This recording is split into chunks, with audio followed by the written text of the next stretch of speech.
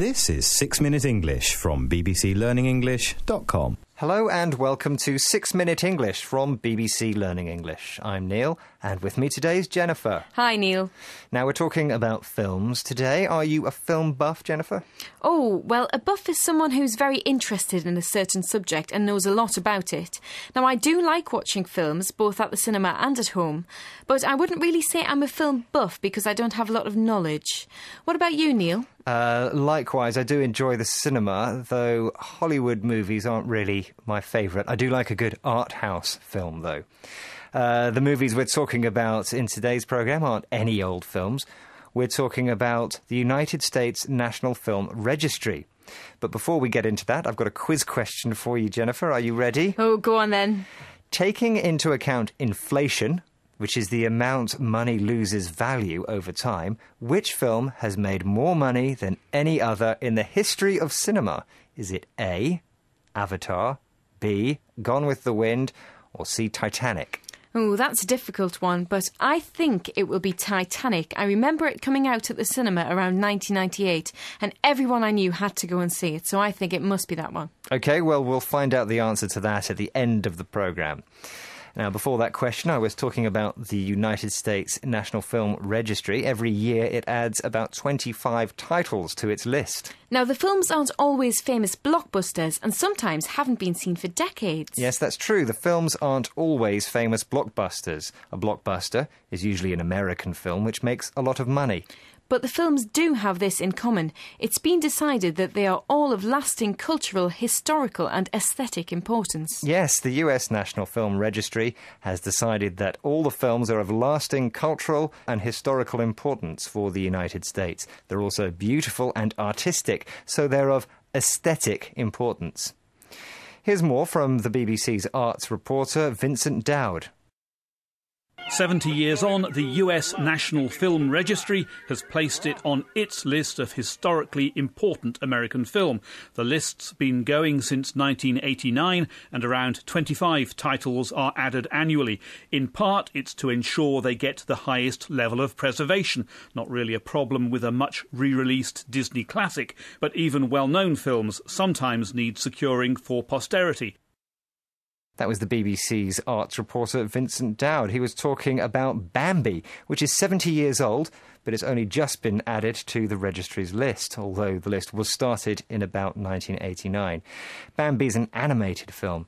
You know, Jennifer, I think it was one of the first films my parents took me to see, so for me, anyway, it's of historical importance. Oh, and do you remember what you thought of it at the time? Well, for those listeners who haven't seen it, Bambi is a little deer who becomes orphaned, meaning its parents died.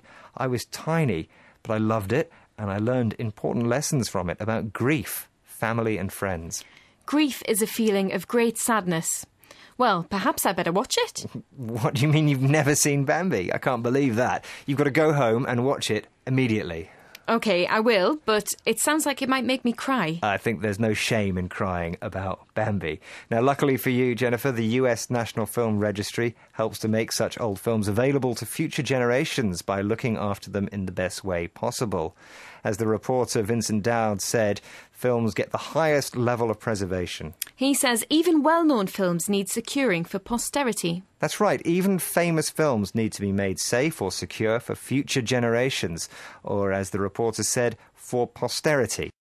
And let's just listen to that clip from the BBC's arts reporter Vincent Dowd once again. 70 years on, the US National Film Registry has placed it on its list of historically important American film. The list's been going since 1989 and around 25 titles are added annually.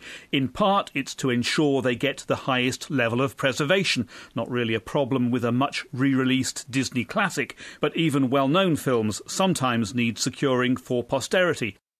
That was the BBC's arts reporter Vincent Dowd, talking about the film Bambi. Well, we had a look at the list to find out which films were on it before the latest 2011 editions. And Jennifer has a few titles for us of films which caught her eye. Tell us about an early film memory. Well, an early film memory for me is E.T., which was made in 1982 and added to the registry in 1994. It's about an alien which lands on Earth and befriends a young boy. Now, I like it because it's a real heartwarming tale of friendship and it's a great story. Mm-hmm. Anything else on the list you like? The Sound of Music from 1965. That was added to the registry in 2001. It's a musical about a nun who looks after her family and it's great fun. And then, as a complete contrast, there's Psycho from 1960, which was added to the registry in 1992. It's a thriller and it's really scary. Yes, it is. It's terrifying, isn't it? Well, we've just got time now for the answer to the quiz question I asked you at the beginning. It was, taking into account inflation, which film has made more money than any other in the history of cinema? Is it A, Avatar, B, Gone with the Wind, or C, Titanic? Well, I said I thought it would be Titanic. And you were wrong, I'm afraid. Oh. The answer is Gone with the Wind, which didn't make as much money as Avatar, but if you take into account inflation, it has. Thank you for joining us, and listen to more 6-Minute English from BBC Learning English. Goodbye. Bye. That was 6 Minute English from bbclearningenglish.com.